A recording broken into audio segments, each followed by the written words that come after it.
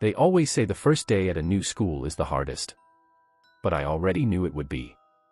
I thought it would be the usual kind of difficult, the awkward introductions, the polite stares, the whispers behind hands. The kind of isolation I was used to.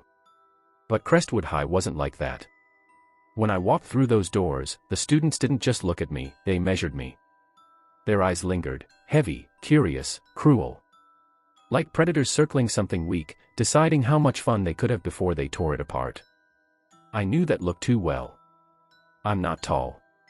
My clothes hang too loosely on me, the sleeves slipping down my thin arms. My shoes are worn. My voice doesn't carry. To them, I must have looked perfect, something soft. Something that wouldn't bite back. It didn't take long before they tested that theory. By the time lunch rolled around, I'd already been tripped in the hallway. My book scattered across the dirty tiles while laughter echoed above me. A paper ball smacked the back of my head in math class. I could hear whispers behind me, each giggle sharpened like a knife. But it was in the cafeteria where I first saw them, the pack. 3 boys. 2 girls. Always moving together, always laughing at someone else's expense. Their leader, Mason, towered over me when they cornered me by the lockers. He smelled like cheap cologne and sweat, his grin wide and sharp. "Welcome to Crestwood, freak," he sneered before slamming me against the metal with a loud clang. The girls giggled. One of the boys barked a laugh, deep and mocking, like a hyena. I didn't fight back. I didn't even flinch. I just looked at them. And smiled. They weren't expecting that. I could see Mason's smirk falter, just a little, before he shoved off and walked away. That was the thing about predators. Sometimes they don't realize when they've cornered something hungrier than they are. The bullying didn't stop, it escalated. Chewed gum stuck in my hair, so I had to cut pieces of it off. My chair pulled out, so I slammed to the floor in front of the entire class. My backpack dumped into the trash, my notebook smeared with food. Each act of cruelty punctuated by laughter. Each act watched by dozens of others who stayed silent. I didn't cry. I didn't complain. I just watched them back. And I waited. It happened during gym class, a week after I arrived. We were running laps on the track. Mason slowed down until he was just beside me. He leaned in, his voice low enough that no one else would hear. "You look pathetic when you run," he muttered. "Like a rabbit trying to escape a wolf." Then he shoved me, hard. I fell face first into the dirt, the sharp gravel biting into my skin. I heard them laughing again, the entire pack, their voices carrying across the field like an audience at some twisted show. But when Mason turned away to jog again, something happened. His foot caught on nothing. There wasn't a stone. There wasn't a hole. The ground beneath him was flat, bone dry. And yet, he slipped. His body pitched forward, and there was a sound I'll never forget. A snap. Loud. Sickening. Mason's scream followed, raw and animal, as he crumpled to the ground clutching his leg. His ankle bent sideways in a way that no human joint should ever bend. The coach blew his whistle frantically, students rushing in panic. And yet, among the crowd, I felt eyes on me. Some of the kids glanced from Mason's writhing body back to me. Their whispers rose, nervous, uncertain. Because everyone had seen it. The ground where Mason shoved me was solid and dry.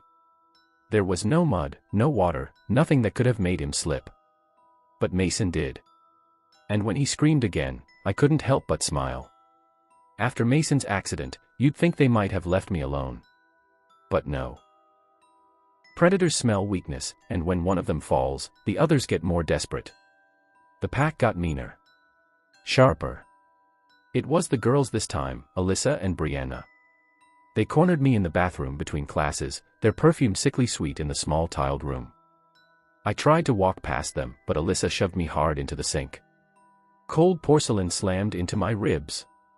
Brianna gripped the back of my neck and forced my head under the running faucet. The water was icy.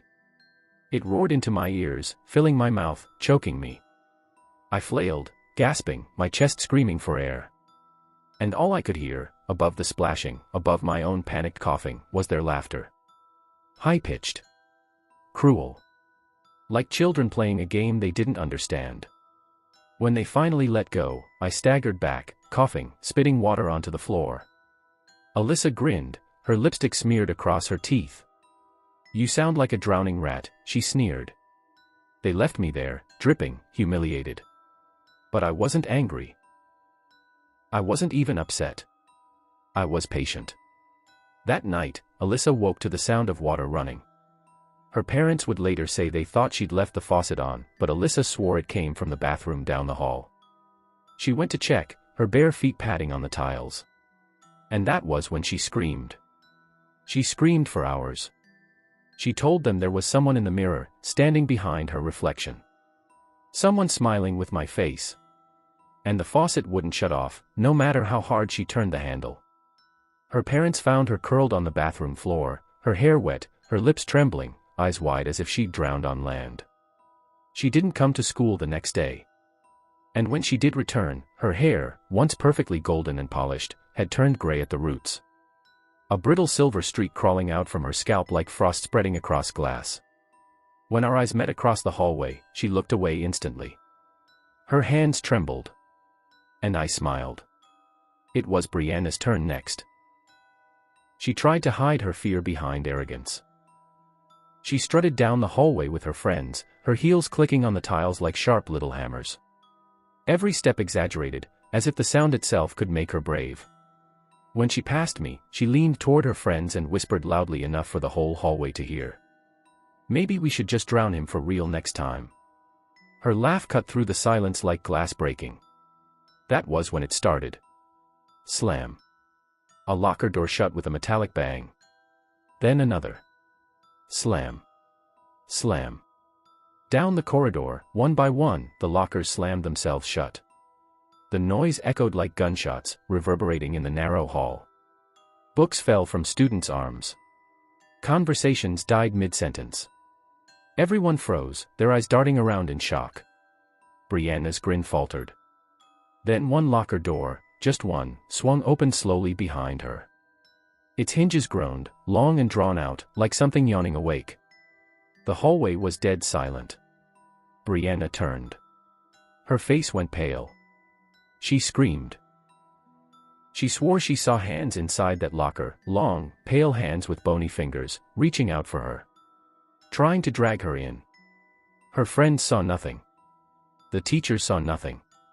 To them, she was shrieking at an empty locker, clutching at the air like a lunatic. But I saw them. The hands. The grasping, desperate fingers curling toward her. And as Brianna scrambled back against the wall, sobbing, I stood still at the other end of the hallway. Watching. Smiling. And I lifted my hand. And waved. The pack should have been crumbling by then. Mason limped on crutches, Alyssa's gray roots spread like rot in her scalp, and Brianna jumped at every slam of a locker door. But denial is a powerful drug. And cruelty is addictive. They mocked Alyssa's breakdown, imitating her sobs in the hallways. They teased Brianna's paranoia, calling her crazy whenever she flinched. And Mason, bitter and broken, laughed through gritted teeth at his own accident, because laughing was easier than admitting fear. So when Jason decided to throw a party that weekend, they clung to it like drowning rats to driftwood. A chance to pretend everything was normal. The music throbbed through the house, the bass rattling the windows. Colored lights flashed across drunk faces, red cups spilling across the floor. Laughter and cigarette smoke filled the air. And then I arrived. Uninvited. Jason's grin vanished the second he saw me. "What the hell are you doing here?" he spat, pushing through the crowd. His friends cheered when he shoved me against the wall, his arm pressed hard against my chest. The drywall cracked faintly behind me.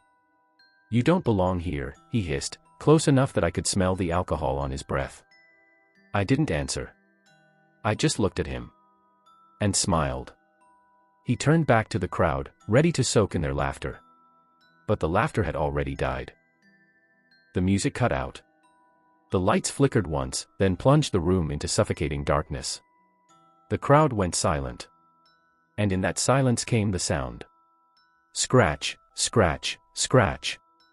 Long nails dragging slowly along the walls. A sound too close. Too deliberate. It circled the room, moving closer with each scrape. Someone whispered, "What is that?"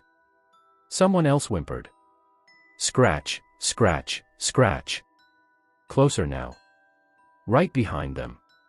The smell of dust and something sour filled the air, like mold crawling out of the plaster. A girl screamed when something brushed her leg. Jason swore, fumbling for his phone. The scratching stopped. And then, silence broke into chaos. The front door slammed open with such force it rattled the house. Cold night air swept inside. The light sputtered back on. Jason was gone. The crowd scattered, panicked. Some swore they saw him run into the dark. Others insisted he was dragged. No one knew. But they found him the next morning. He was standing barefoot in the middle of the street, shivering under the dawn.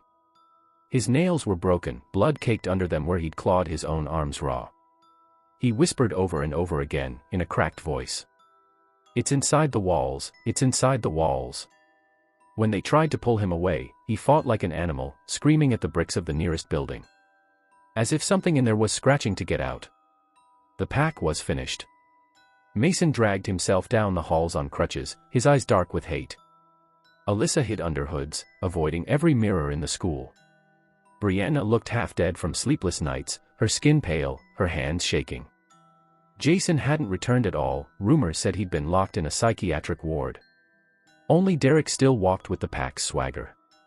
But even then, his hands trembled when he thought no one was watching. That morning in class, Derek leaned across his desk, his breath hot against my ear. "You need to leave," he muttered, his voice shaking. "If you don't, I'll make you disappear. You hear me?" I turned my head slowly, locking my eyes on his. And in a whisper soft enough for only him to hear, I said, "You already have." The words hung heavy between us. And Derek went still. He didn't move for the rest of class.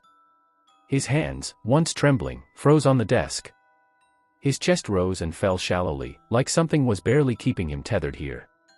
When the bell rang, the other students filed out. Derek didn't. He just sat there. His mouth hung open slightly, his eyes fixed on the blackboard as if it had swallowed him whole. He didn't blink. He didn't breathe right. The teacher touched his shoulder and recoiled. "Derek," she asked, her voice sharp with panic. He didn't respond. When the paramedics arrived, they said his heart was fine. His body was fine. But his mind. It was like someone had flipped a switch. Like all the lights inside had gone out. They wheeled him away, his head lolling to the side. And for just a moment, I caught his reflection in the window. He was still staring at me. His mouth still open. As if he was still trying to speak the threat he never got to finish. The pack was gone. Mason limped.